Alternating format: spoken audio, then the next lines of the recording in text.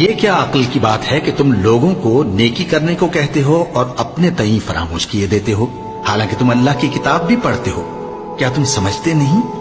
اور رنج و تکلیف میں صبر اور نماز سے مدد لیا کرو، اور بے شک نماز گراں ہے مگر ان لوگوں پر گراں نہیں جو عجز کرنے والے ہیں، جو یقین کیے ہوئے ہیں کہ وہ اپنے پروردگار سے ملنے والے ہیں اور اس کی طرف لوٹ کر جانے والے ہیں۔ اے یعقوب کی اولاد، میرے وہ احسان یاد کرو جو میں نے تم پر کیے تھے، اور یہ کہ میں نے تم کو جہان کے لوگوں پر فضیلت بخشی تھی۔